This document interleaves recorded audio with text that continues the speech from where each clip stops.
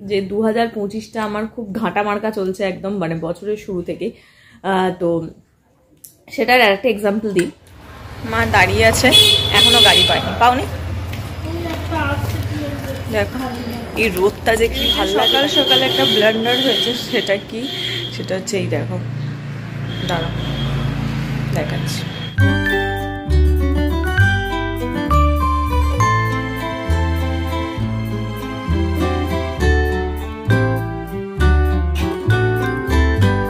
Friends good morning welcome back to my channel with a new blog. आज হচ্ছে সোমবার আর ঘড়িতে এখন বাজছে সকাল 8:30। আমি ঘুম থেকে বেশ কিছুক্ষণ আগে উঠেছি। তো এনিওয়েজ চলো আজকে দিনটা এখন থেকেই শুরু করছি, আর তোমরা দেখে থাকো আজকে সারাদিন আমি ঠিক কী করে কাটাচ্ছি। তো চলো আজকে দিনটা এখন থেকেই শুরু করে দিই। তোমাদের যেমন বলেছিলাম, দেখো সকাল 8:30 বাজে, ব্যালকানিতে ভরপুর রোদ চলে এসেছে। আর যেই রোদটাতে দাঁড়াতে আমি খুব ভালোবাসি, আর এটা এরকম টাইমেই হয়, মানে এই সময়টাতে আমি খুব একটা দাঁড়াতে পারি না। এই এখন হচ্ছে এই টাইমটা আমার টাইম নেই যে আমি 5টা মিনিট এখানে দাঁড়াবো, একটুখানি রোদটাকে এনজয় করবো, সেটা আমার পক্ষে একেবারেই পসিবল নয়। আবার সানডে যখন আমি টাইম পাই তখন ব্যালকানি থেকে রোদ চলে যায়।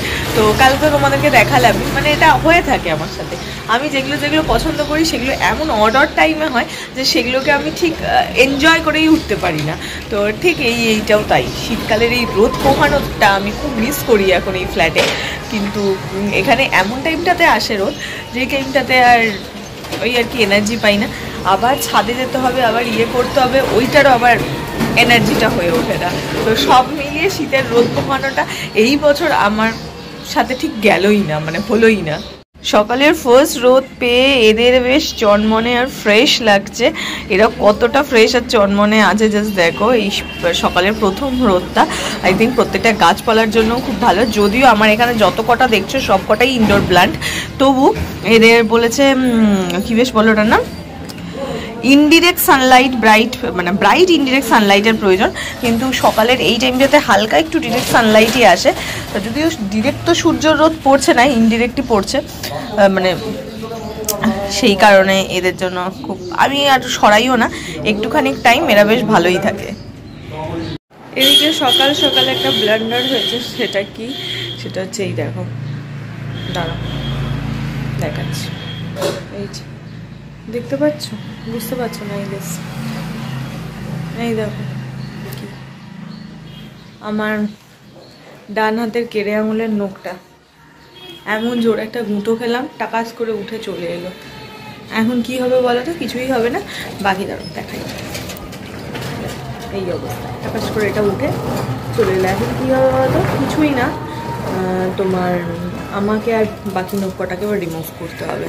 অড টাইপের হয়ে যায়, যেটা আমার দেখতে খুব খারাপ লাগে। না হলে কোনো ব্যাপারই না, আমি করতেই পারি, কিন্তু এই অড দেখতে লাগে, যেটা আমার পছন্দ হয় না, যেই কারণে এটাকে আমাকে রিমুভ করতে হবে।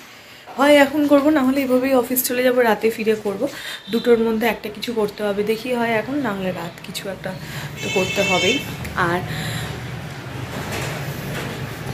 বিছানা থেকে সুন্দর রোদ ঘরেও চলে আসছে। আর যেদিন করে বেশি রোদ ওঠে না, সেদিন করে খুব ভালো লাগে। যদিও এখানে এত টব রেখেছি যার জন্য এই পোর্শনের জানলাটা আর খোলা যাচ্ছে না। তো ঠিক আছে, এইটা দিয়ে যা রোদ আসার আসুক, কারণ এই ব্যাগটা দিয়ে কোনো রোদই আসে না, এইটা দিয়ে যা আসার আসে, কারণ ওই পাশে যেহেতু ফ্ল্যাট আছে, তো সেই কারণে পুরো রোদটা গার্ড হয়ে যায়।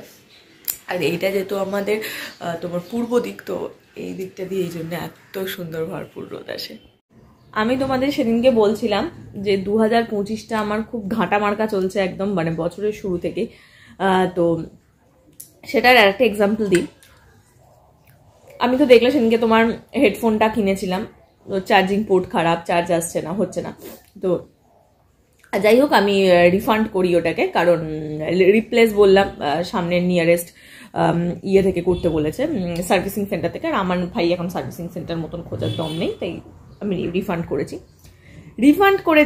সেই রিফান্ড নিতে নিতে ওরা কবে এলো? কালকে এলো। কাল এসেছে, আর আমাকে না তোমার জিনিসটা নিচ্ছেও না। এবার আমি তো একটা টেনশনে রয়েছি, যেটা নেবে কি নেবে না বুঝতেও পারছি না, কারণ অন্যান্যবার অ্যামাজন থেকে যেরকমভাবে রেসপন্স পাই সেভাবে পাইনি আমি। তো সেই নিয়ে আমার একটুখানি খটখট করছে মনটা। সেই সমস্ত কিছু করলো কবে না, যবে সেলটা ওভার হয়ে গেল।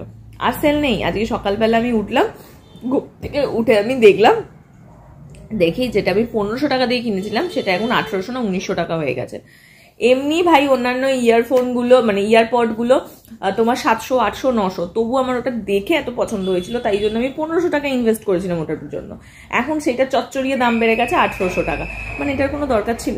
কোনো প্রয়োজন ছিল না তো। আমি যে কাল নিলাম ওটা তো নর্মালি আসতে পারতো, মানে যেদিন অর্ডার করলাম নর্মালি আসতে পারতো, তাহলে তো আমি কিনতে পারতাম। এবার কোন মাথায় আমার চাপলো, আমি সেদিনকে ক্যাশ অন ডেলিভারি করলাম আর সেই অ্যামাজন পে ব্যালেন্সে গিয়ে ঢুকে বসে রয়েছে অ্যামাউন্টটা। মানে আমি কুচবি, মানে আমার এই বছরটা আমার সঙ্গে কি হচ্ছে ভগবান জানে। এবার ওই পে ব্যালেন্স নিয়ে আমি কি করব আমি ফোন রিচার্জ আমি সচরাচর অ্যামাজন পে থেকে করি না, জিপে থেকে করি। অ্যামাজন পে থেকে করতে হবে, তাও দেখবো পেছনে একটা লেজের মতন পয়সা বেঁচে থাকছে। আর কিছু কেনারও পাচ্ছি না এখন। আমি কন্ডিশনার খুঁজছিলাম, কন্ডিশনারের না আছে কোনো অফার না কিছু, সে এত দামে চড়ে বসে রয়েছে, সেটা আমি আপাতত কিনবো না। এবার একটা কম্প্যাক্ট কিনছিলাম, কিন্তু কিনতে আবার সেটা কিনতেও আমার ভয় করছে। মনে হচ্ছে যদি কিনে ফেলি তাহলে তোমার হচ্ছে আবার যদি গন্ডগোলের শেড চলে আসে আবার সেটা নিয়ে আমাকে ভুগতে হবে। আমি ভাই পাচ্ছি না এত চাপ নিতে, তো ওটা নিয়ে আমি কি করবো আমি নিজেই কনফিউজ। ভাবছি ওটা দিয়ে মাসকাবাড়ি বাজারি করে ফেলবো অ্যামাজন ফ্রেশ থেকে, যদি লাভ হয়। ডিসকাস্টিং গোটা বছরটা আমার, ভগবান ভালো লাগছে না। আমি জাস্ট রেডি হওয়ার জন্য উঠলাম, আর বাইরেতে দেখতে পাচ্ছ এখানে কি সুন্দর উল্টো দিকের ফ্ল্যাটে 3টে পায়রা বসে রয়েছে। আরও অনেক কটা ছিল, আমি ক্যামেরা আনতে বাকিরা চলে গেল, কিন্তু এই 3টে এখন এখানে বসে রয়েছে। কি ভালো লাগছে, কতদিন বাদে এরকম পায়রা দেখতে পেলাম। হ্যাঁ দেখো কি সুন্দর লাগছে দেখতে দেখে। এখানে বসে বসে কুম করে নিজেদের মধ্যে কথা বলছে, আর যেটা দেখে আমার বেশ ভালো লাগছে। অনেক দিন বাদে এরকম একসঙ্গে 3টে পায়রাকে এরকম বসে থাকতে দেখলাম কোথাও। যা উড়ে যাচ্ছে। এই দেখো এই আবার গিয়ে পাশে, কেন ফোকাসটা আউট হয়ে যাচ্ছে না? এই দেখো মা দাঁড়িয়ে আছে, এখনো গাড়ি পাওনি। দেখো এই রোদটা যে কি ভাল লাগে দাঁড়িয়ে থাকতে, এখানে দাঁড়িয়ে থাকলেই হয়, তো অত তো টাইম নেই। দেখি কখন গাড়ি পাই, গাড়ি আসে, তারপর সব ম্যাক্সিমাম রিক্সায় লোক থাকে। আগে কত রিক্সা যেত, ইদানিং যাবত যখন প্রয়োজন শুরু হয়েছে তখন আর রিক্সা পাচ্ছি না। ও back to my own place. ঘড়িতে এখন বাজছে সকাল বলছি রে, রাত 8:45।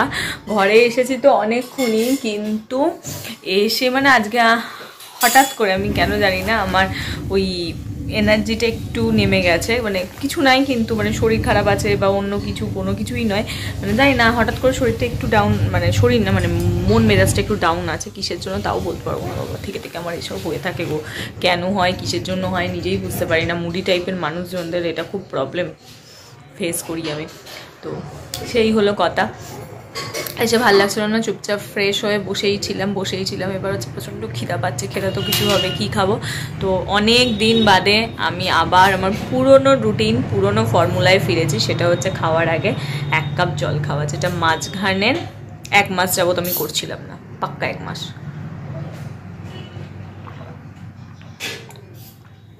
এটা করা হচ্ছিল না, ভুলভাল খাওয়াও হয়ে যাচ্ছিল। আজ থেকে আমি শুরু করেছি আবার একটুখানি ঠিকঠাক করে নিজেকে রাখার, তো সেই জন্য এইটা ফার্স্ট স্টেপ। এটা হলো সেকেন্ড স্টেপ। ফার্স্ট স্টেপ তো দেখলে জল খাওয়া, সেকেন্ড স্টেপ হচ্ছে আমি আবার ফিরে গেছি আমার স্যুপে। তো এই ভেজ ডালের স্যুপ ধোঁয়া উঠছে, এটা হচ্ছে এখন আমাকে খেতে হবে। সেকেন্ড স্টেপ হচ্ছে নিজেকে মেনটেন করার। যখন না তোমার ওই জামা কাপড়গুলো পরি, যখন দেখি পুরোনো জামা খুব সুন্দর ফিট হচ্ছে বা নিজের একটু মানে ফিগার একটু সুন্দর শেপে এসেছে, তখন খুব ভালো লাগে। আয়নার সামনে নিজেকে দেখতেও ভালো লাগে, কিন্তু এর পেছনে যে খাটনিটা, যে কষ্ট করতে হয়, যেভাবে মুখটাকে লাগাম দিতে হয়, সেটা ভীষণ টাফ। এইটা করাটা খুব মুশকিল। যারা, আমি তো মাঝে মাঝে ভাবি যারা দিনের পর দিন এটা করে, কি করে করে, খুব টাফেস্ট জব আমার মনে হয় এটা, এইভাবে সমস্ত খাবার ছেড়ে থাকাটা। ঠান্ডাটা ভালো পড়েছে মনে হচ্ছে। এই জানলার ধারে এখন দাঁড়িয়ে আমার ফিল হচ্ছে যে হ্যাঁ ঠান্ডাটা বেশ আছে বাইরেতে, যদিও আমার গায়ে এখন কিছু নেই, আমি এমনি ক্যাজুয়ালি দাঁড়িয়ে রয়েছি। ভালো লাগছে থেকে ঠান্ডা হাওয়াটাও ভালো লাগে। আর কখনো মুডটা যখন কাজ করে না, ব্রেনটা যখন আউট হয়ে যায়, তো তখন আমার মনে হয় এরকম কিছু ভালো লাগে। ওই বললাম মুডটা আজকে আউট হয়ে আছে ওই কথাই। আর রাস্তায় দেখো সেভাবে লোকজনও নেই, শুধু গাড়ি ঘোড়া যাচ্ছে। ওই দোকানটাও একদম ফাঁকা, আজকে লোক নেই। আর আমাদের নিচের দোকানটা আমি দেখতে পাচ্ছি না, এখান থেকে মনে হচ্ছে না লোক আছে বলে। আর এই ধারের রাস্তাও ফাঁকা, শুধু হচ্ছে কটা গাড়ি ঘোড়া আছে। তো চলো বেশিক্ষণ এখানে দাঁড়িয়ে থাকবো না, তাহলে ঠান্ডা লেগে যেতে পারে, খাটেই চলে যাই। ডিনার যখন করা হয়েই গেছে আর রাতে করার মতন কিছুও নেই, তো তাহলে আর কি করব। তো ওর থেকে বেটার এসে শুয়েই পড়ি, তাহলে বেশ খানিকক্ষণ যদি বেশিটা সময় ঘুমাতে পারি তাহলে ভালো হয়। যদিও এখন আমার ঘুম সকালবেলা দেখোই কিছুতেই ভাঙতে চায় না, তো তাই জন্য বললাম মুডটাও ডাউন রয়েছে। কেন রয়েছে আমি কিন্তু জানি না, আমার যে কোনো কারোর সঙ্গে ঝগড়া হয়েছে, রাগ হয়েছে, সেরকম কিছুই হয়নি। কি কারণ কি থেকে আমার মুডটা অফ আমি সেটাও বুঝতে পারছি না। বেফালতু লোকজনের উপর খিচখিচ করছি, কেন করছি সেটাও আমি জানি না। মানে কি হয়েছে আমি বুঝতে পারছি না। আমার মুডটা একটু ডাউন রয়েছে, আমার কিছু ভালোই লাগছে না, কিছু করতেই ইচ্ছে করছে না।